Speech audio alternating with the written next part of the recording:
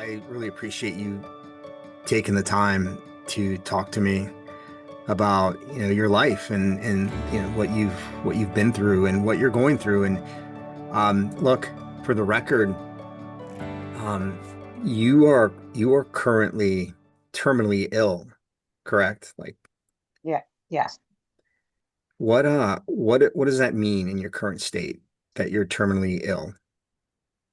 It means I have no surgical options to remove any cancer that's in my body because it went through my lymphatic system and it landed in my brain. It went into some organ areas.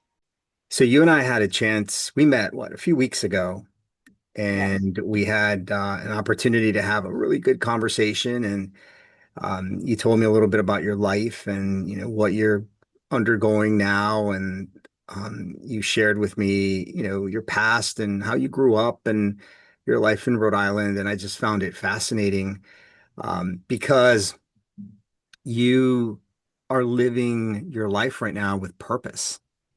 And yeah, where I am right now with this podcast and the interviews I'm doing and people that I'm coaching and people that I talk to constantly, everyone is looking for purpose. And some people are having very difficult time finding that purpose when it's right in front of them. And then there are people like you who are undergoing or in this circumstance, and you are living with purpose. Like you never know when that alarm clock will go off that says, exactly. hey, time is up. What I'd love to hear is, who's Valerie DeCosta. Tell me who you are. Like, what do you love to do? What do you do today? You know, um, Okay. Well, I am the mother of four grown children and six grandchildren. So I am an empty nester battling cancer, so I keep myself busy. I bake bread, I make preserves, um, I am the Rhode Island ambassador for Fighting Pretty, which is a cancer organization. So I do fundraising. so you keep It yourself takes, busy, right? You keep yourself yeah, busy with a lot of different activities. the day Um, to day. Yes, Day to day, yeah. So you're originally from Rhode Island, yes. right? So tell me, I'm curious, like what have you traveled outside Rhode Island? Like what was your early life like? Growing up, it was mostly you go to school, you come home. We would go on like camping vacations with my parents' friends or biker friends, things like that.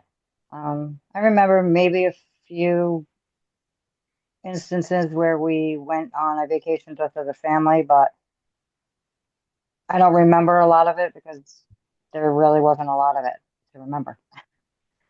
But we just grew up. My father owned his own business. My mom worked third shift, so she was kind of like trying to hold the roost of everything because my dad really wasn't around. He was gone before we woke up and back after we went to bed. So my mom took care of, work and home and getting my sister and I to school and whatever needed to be done. You know, that's just how it was. Yeah. What was life like? Like how was, what was your mom like, growing up? Was she Yep. nurturing mom, a caring mom? Like what was she like? Very endearing, very caring for us, always making sure we came first before anything. And she was always there. But my dad was kind of a very difficult man growing up. So when things went awry, she stepped back and kind of didn't interfere in whatever he was reprimanding or whatever. If something went wrong and my dad was reprimanding us for something, my mom would step back. She would not interfere in whatever the situation was. So she was afraid of your dad to some extent, sounds like. Pretty much, yes. So what was your dad like? What was his personality? He was a hardworking man. He was a very difficult man. Hard to get along with, hard to speak to because he was always right, no matter if he was wrong. It was his way or no way. And if you did it wrong, he definitely let you know about it. Wow. So did you have a good relationship with him? I was his son he never had, if you want to say it like Yeah. that. So to say a relationship, not really, but he, taught me how to use power tools and taught me how to change oil in a car, things like that. I think it was more of he tried to satisfy a relationship, um, like having a son, with me, but I didn't see it as a relationship. I just saw it as he needed to keep an eye on me and he needed to work on my car. You Yeah. know what I mean? Yeah. So was he violent in the house in any way? Was he just difficult, emotionally? He, Like what? no, he was very difficult emotionally. Like I said, my mom would, step back and things. And I remember an instance that he was, he threw something and it smashed a mirror in front of my mom. And that day, like, kind of made me open my eyes and be like, "Ooh, he's not a very good person." Like, if he would do that to my mom, because my mom's like an angel. She sings in the church choir. She would give the shirt off her back for anybody and do anything for anyone at any given time. So this is how you grew up then, watching your mom live in fear of your dad, and your dad, it seems like he was kind of a tinderbox, not really sure what explosiveness would show up. Right, depending on the situation. Yeah. If there was nothing going on, it would just be a quiet. He would come home from work, he would eat, take his shower, and go to bed or do whatever he needed to do. Yeah. So everyone would stay out of dad's way, basically. But basically, yes. So and you have a sister, right? Yeah, yes, one sister. One sister. So it was just the both of you. Similar in age or She's a little over a year older than I am. okay. All right. So I know, so you and I talked and life was just like that for you. Was, dad, stay away from dad. Dad was moody. He was cruel, mean. Your mom was afraid, and life just kind of rolled that way. And Right. then at age, I think you told me 17, you moved out. I was told to get out because I came home and let my parents know that I was pregnant. So, So my, tell me about that. I, How did that play out? I knew I was pregnant for a little while, but I was still in school. So I went home, told my parents I was pregnant. My father said, "Get out, don't ever come back." So I packed two garbage bags of stuff, and my boyfriend at the time um, took me to his house, and I stayed with him and his parents. And because they were old-fashioned Portuguese, um, they basically demanded that we get married because I was pregnant. So we got married. He was too young to be a father. I used to come home and my baby was crying and things like that. And I was like, nope, not going to raise my baby like this. I'd rather raise him on my own. So I left the marriage, but we've always remained friends. So that was a very good situation. So, and his parents passed away at some point His, during that time, yes, right? yes, both of his parents did. So there was no fear that, you could leave. Like when you made the decision to leave, you didn't have to deal with the parents who forced you to get married. Right. I mean, it wasn't really forced, but it was like, you need to do the right thing. Okay. And, to the son, to their son. Okay. And, he's like, okay, and we got married. Okay. So it wasn't like forced upon. It was more coached as the right thing to do. Okay. Got it. Okay. So you move out and now you need to figure life out at what age? 19? 18. Okay. Oh, 18, almost 19. So then what happens? I think you mentioned you started to you were going to school at night and working. Uh, no, I was just working. I was just working. Okay. And I would stay in with a friend for a little while because when I left, I didn't really have a place to go. And she had a young child also, so it worked out well. We kind of helped each other.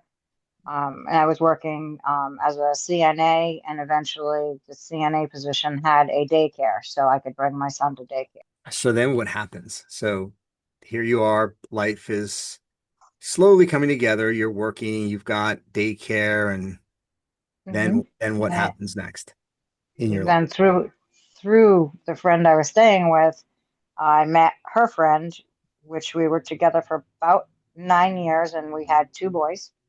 Never got married. Um, that just turned into a very bad situation. He was involved in things that were illegal, and I didn't know. So that relationship terminated, and I once again started over with three boys, So now you have three children and you're three in your late 20s, maybe what, early 30s? early 20s, Okay. early 20s. Hmm. So here you are, single mom, three children, just plugging through. Are your parents involved in any way at this point? No, my parents, when I got my first divorce, because my family is very Catholic, they don't believe in that. So my mom and my dad pretty much didn't talk to me for quite a few years. So I didn't have any support in that direction. Okay. I went to work. I had a friend down the street that would, watch my kids for a little while when they get off the bus so that I can get out of work and then get to go pick them up and go home. So I figured it out. I made it work. I figured it out. What did you figure out? Just everything I needed to do to make sure Yeah. my kids had everything they needed. I needed to work to provide for them. I had a lot of court dates for, non-payment of any kind of child support. So I really didn't have that help either. And, absent parent situations. So I was mom and dad pretty much at the same time. What can you look back or think about what was going through your mind at that time? I mean, were you thinking things like, wow, is this what life is really like? Or is it going to get better? What was happening? What was going on? No, I knew it was going to get better. I knew I was struggling at the time, but anytime I was struggling, I always persevered because I have that drive in me that if something happens, I make sure I don't just come out of it. I persevere from it. I learn something also, maybe teach something from the situation. I love that. So let's talk about that a little bit because, here you are, a young woman now raising three children, um, two really bad relationships, tough relationship with, growing up, household relationship, Hmm. and you fall, but you get up constantly. Yes, absolutely. Tell me a little bit about that. Where did that come from? I guess that came from kind of feeling like I had to kind of not raise myself, but learn things, a lot of things on the way myself. My mom was there to guide me and teach me things, but life lessons, you can't teach life lessons. You can't teach life things. And when I first got pregnant, I learned I need to do whatever it takes to take care of my child. Then I had a relationship that went bad. I had two children. Okay, now I have three kids. Whatever, they don't pay child support. I I can do it without. I will make it happen. I ended up at one point with two jobs. And my friend that lived downstairs, we would trade off. I'd put her kids on the bus, and then at night she'd watch my kids while I was working, and make sure they got to bed and things like that. And until they were old enough where my oldest was like taking the reins and saying, "Hey, all right, everybody's done with homework, go to bed." You know what I mean? But for the crucial years that they needed someone there and they weren't old enough to do that, I befriended people. I had people that I became friends with, and we helped each other because it takes a village. You can't do everything on your own. Right. So you were building a good network of friends that were supportive of Hmm. you and what you were going through. So, you had your friends, you had Yes. your job, you were taking care of your kids, things were moving along as tough as they were. Then, Hmm. so after your second, like after you walked away from your second relationship, you're working. What happens next? Like, what begins to evolve? I was just working, and I ended up through my another friend, actually, Yeah. meeting my second husband, which is my daughter's father. So that would be my fourth child. And he was about 6 years younger than me. And everything was great at first.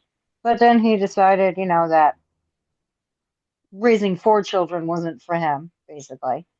Um, Even though I never made it to be that he was responsible for my boys because they weren't his children. But he just, I guess, the responsibility of just his own child being younger, he just wasn't mature enough and ready for that. So, he lived a little recklessly and, was being stupid. And then I ended up finding out he was cheating on me. So I divorced him. And again, on my own with four children So, and still making it work. okay. And so then Yes. you divorce your second husband, and then you go Yes. back to working, now raising four children, Yes. right? So Working. you fall and you get up and you keep plugging away at life. Yes. Then what happens? Because I think this is where you get into the next relationship. Yes. My day job, which it was with a plastic manufacturing company, I was a boss in one of the departments, and I ended up meeting my third husband. He worked in the machine shop of the place. We dated and we were together for about 5 years, and then we got married. And in that time, as we've been married for about 4 years, and I found out I had cancer. In that time, his mom had passed away a year after we got married. So he was already a person that drank, but I saw that he turned to drinking a lot more once his mom passed away. And he started turning into like basically an alcoholic, not just a person that drank on the weekends. So he's okay. So he's now drinking. His mother passed away. He's now drinking. You're in this relationship. So how how far along in the marriage? How many years were you married before you found out you had cancer? Um, 3 years. We were married in 2011, and I was diagnosed in 2014. So 3 years after we were married.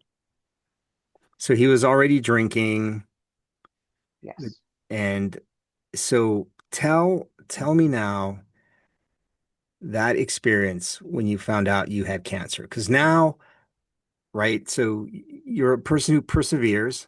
You've fallen many times up to this point. You keep getting up and plugging through. You're in a marriage that you're beginning to see as having some issues, and you haven't gotten out of that, but now you find out you have cancer. What happened when you found out? Um, well, he was actually there with me he brought me to the biopsy because they said I needed someone to drive me. So he was there for that. And then he did not go to the appointment with me to, find out the results. And that's when I found out that I had cancer.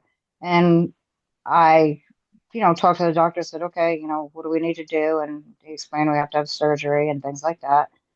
So I went home and I had told him, I have cancer and I need to have this such and such a surgery, and they want to do it like sooner than later. Within, I believe, not even 2 months. Within 2 months, I was already in surgery.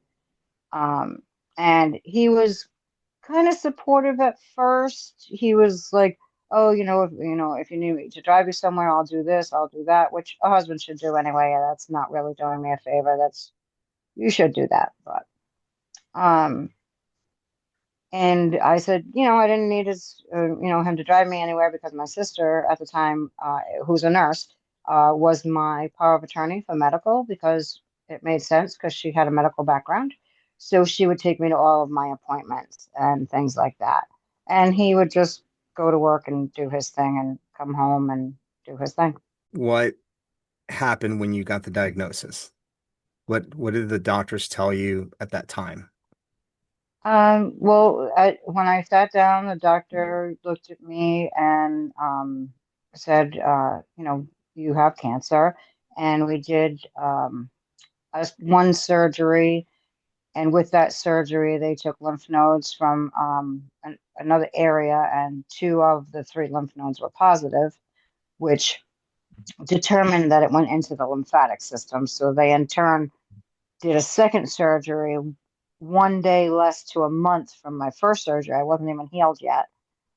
And they did a lymphadenectomy. They took out over 100 lymph nodes out of my leg. So they were hoping that, taking all that out, they would have caught it.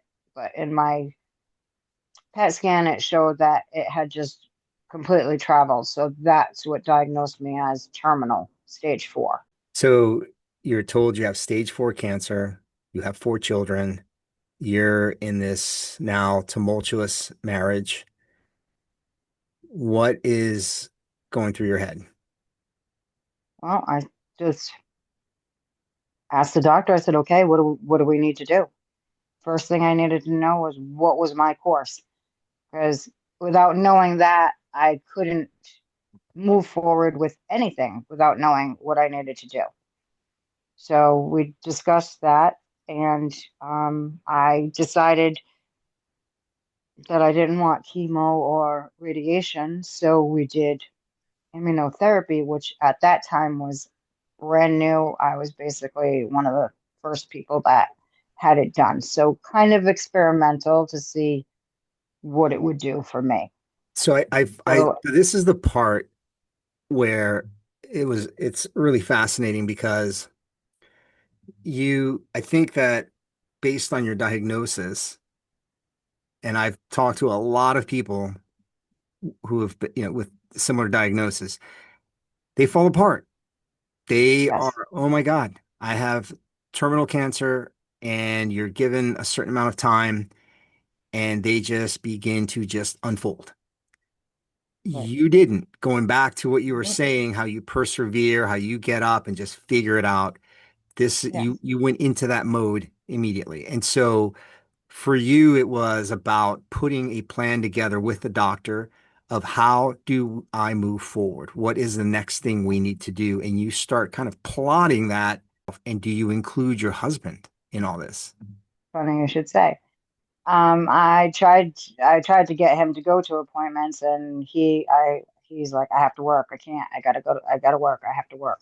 So I took that as an insult because through my entire treatment, I didn't miss an hour of work, not 1 hour of work. I would either go in early, get things prepared for someone else, and then come back after my treatment, or come in right after my treatment. But I was going through treatment for cancer, and I worked every single day through my entire treatment.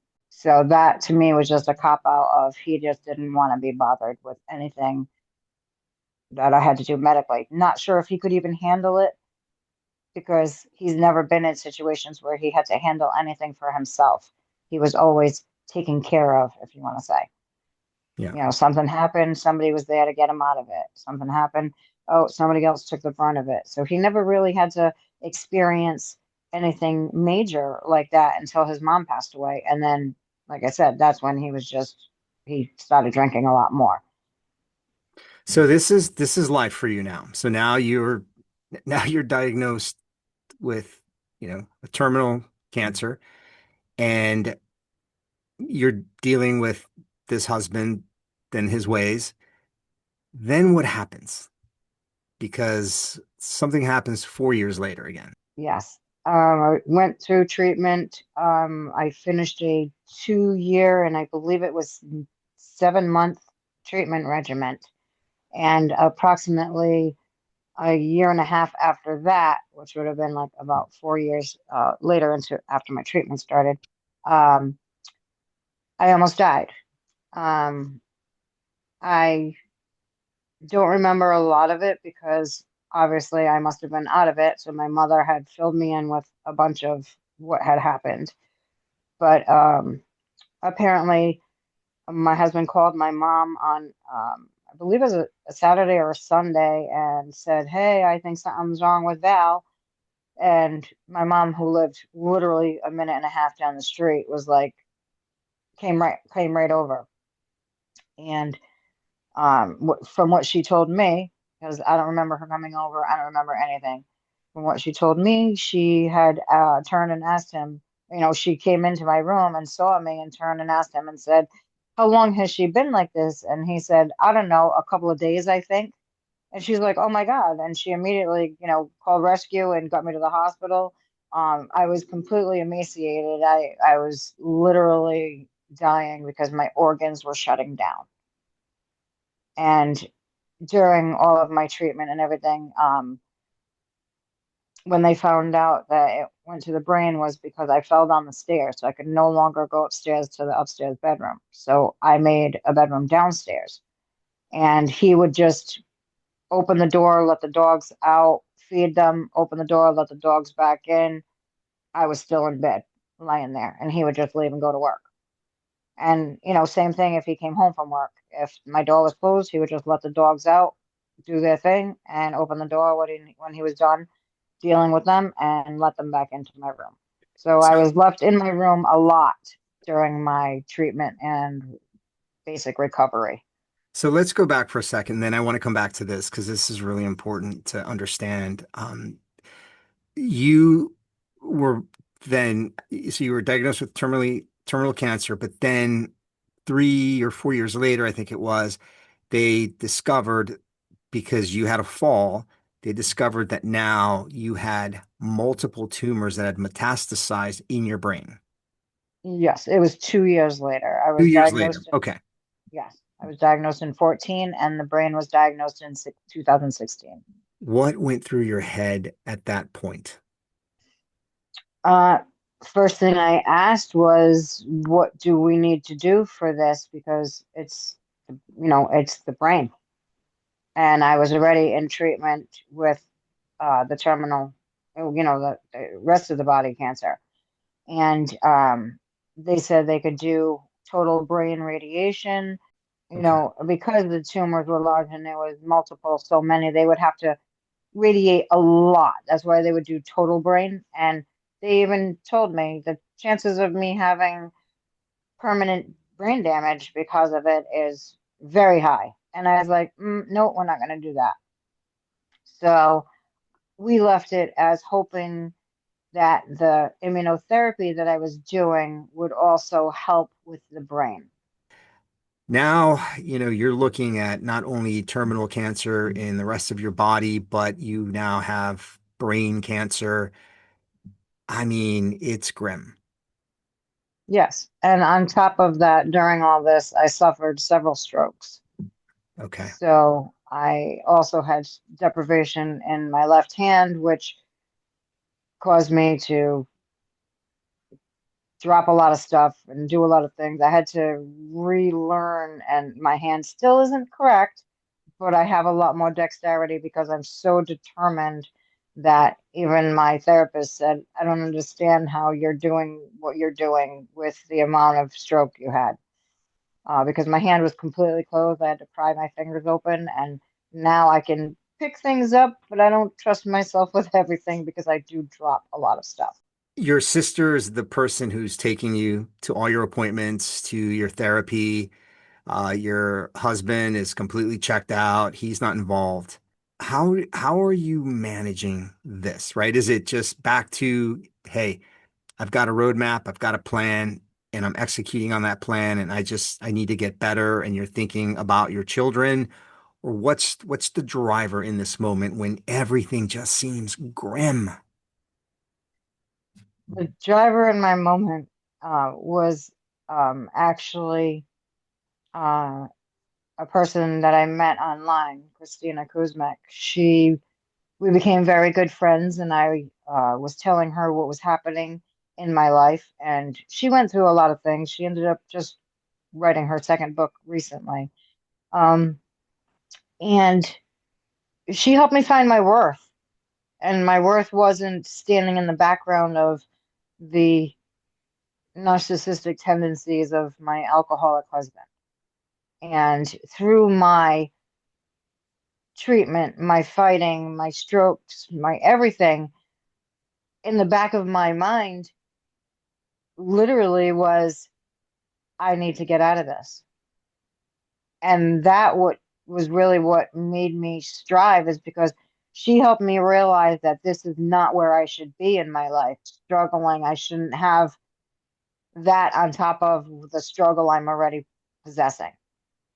So for anybody who doesn't know about Christina Kuzmic, I mean, phenomenal story. I mean, she came from the Ukraine, went through serious struggles in her life, wrote a book. She's a comedian, wrote a book about life and survival, and is a public speaker and just a real motivator. And you connected with her, and she took real interest in you personally. While going through all of this. So I was squirreling away a little bit of money at a time. So I knew I could get a place to live and have a security deposit and, first month's rent. While you're battling cancer Yep. with four But again, children. I will keep on going. You walk away and now you're on your own. Now your children are grown at this point, right? They're Yes. Oh, okay. yes. So They were they're all grown before I married him. okay. So yeah, so everyone's out. So now you're on your own. So there's a pivotal point in here. There's this moment then you decide like that you're going to live your life differently, right? You're on disability and you begin to think about others, right? You Yes. begin to find some purpose in all this chaos. Yes. I want to help other people that are fighting, other people that are in a situation that I was in while they're fighting in a bad marriage and a bad relationship. I just wanted to be support for other people that were in a similar situation. How do you do that? How have you been doing that? I became part of Fighting Pretty, which is a nonprofit cancer organization from Portland, Oregon. Yeah. And getting involved with them, they would have a lot of, packing parties and things like that. And I always commented, I'm like, oh, I wish you were closer. I can't get to Oregon because I would love to be involved. And then one of the people, Corinne, had, talked to me and said, hey, you can do fundraisers and stuff in your area. She gave me all the information. She gave me all the correct paperwork with the tax ID number. And now I do fundraising in Rhode Island. And I go and stand outside supermarkets and ask people if they'd like to help women battling cancer. And in the past 2 years, they just did a little piece on me on their page. And in the past 2 years, I've raised $2,500 on my own, just standing outside supermarkets. And every year that I do it, I strive to collect more donations because every donation 100% goes straight to cancer patients. We send out feel good packages that have these cute little leather gloves. I wish I had my gloves, but they're packed in my stuff. Cute little leather gloves and inspirational items, and a little letter from the founder of Fighting Pretty. And now that is my purpose. And every year I just want to collect more and I want to spread the word more. And I want to share stories. I've shared so many stories with women and men that have cancer, and I've shared a lot of hugs and a lot of tears.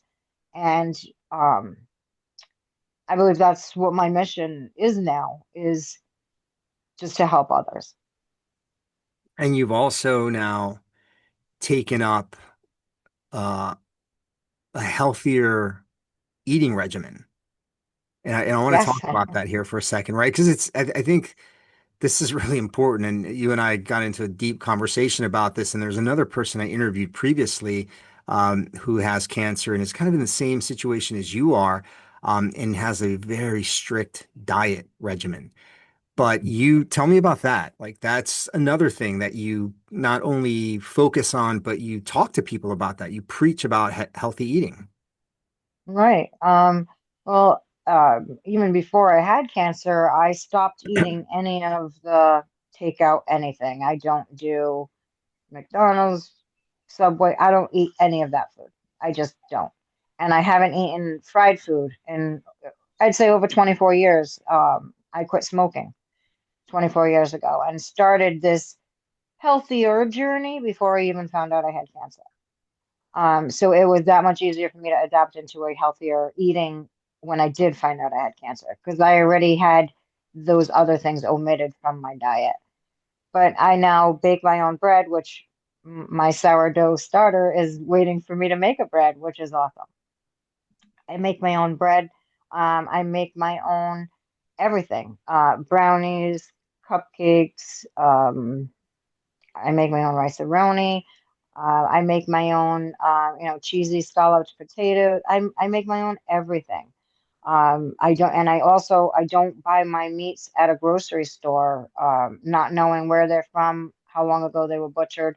I actually go to a butcher shop, where I also get organs because I make my own topper dog food for my dogs. So not only do I eat healthier, my dogs are eating healthy. And so you do spend a lot of time making things for people, preserves and breads and things like that, right? So Yes, you've taken your circumstance and really have started kind of making it your goal, your purpose to help those around in your ecosphere, right? It's the people around you, the people closest to you. You go raise money, you bake for people, and so that's become your purpose.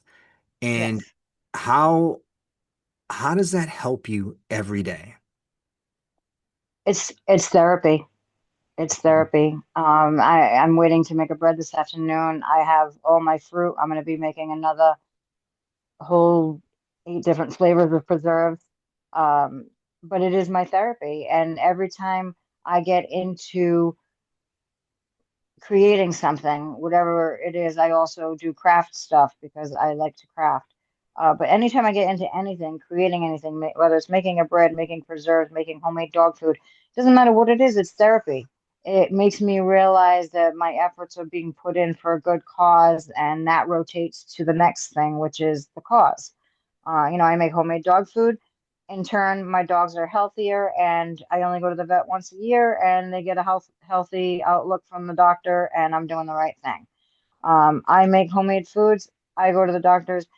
When I was diagnosed with full terminal cancer, was diagnosed to survive 3 to 5 years. And on July 11th this year, I just made 11 years. So my doctors are telling me, don't know what you're doing, just keep doing it because you're doing something right because you're still here and you shouldn't be.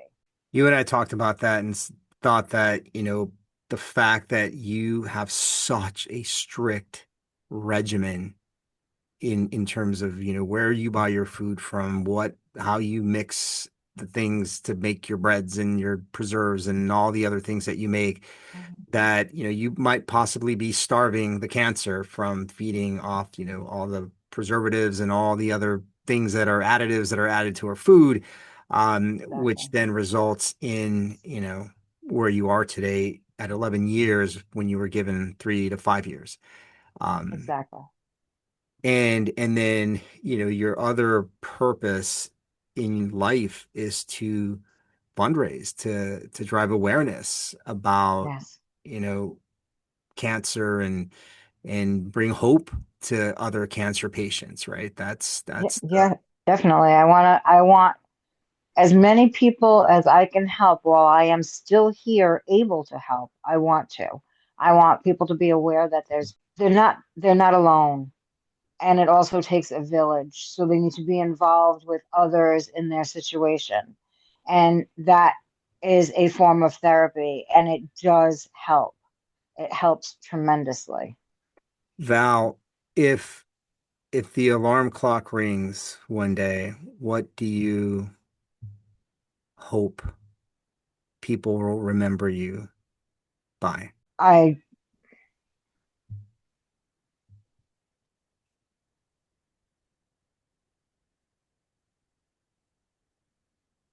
I don't want them to remember that I fought cancer. I want people to remember that I did my best to help others as much as I possibly could. You've been an inspiration to me. We met recently, and uh, one of the things I've been trying to do in my work,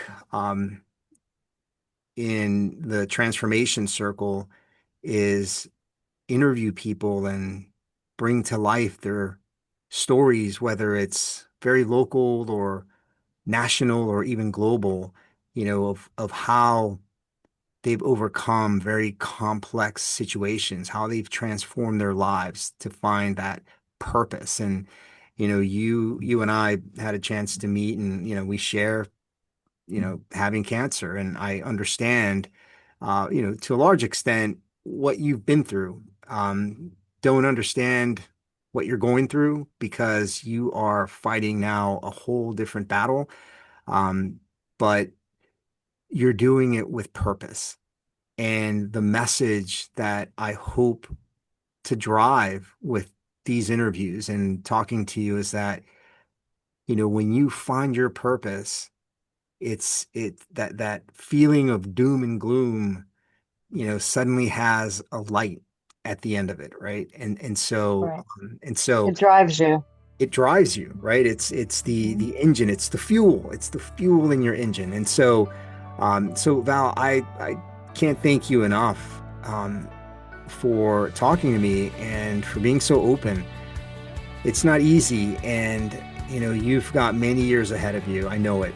And I'm glad we met, and I'm glad we had the opportunity to have this discussion. And I hope that whoever listens to this walks away with motivation and excitement for what they can do with their lives under whatever circumstance they're in. Absolutely. And I appreciate meeting you and being able to share this to help others because this is just another branch outlet for my purpose. Val, thank you so much.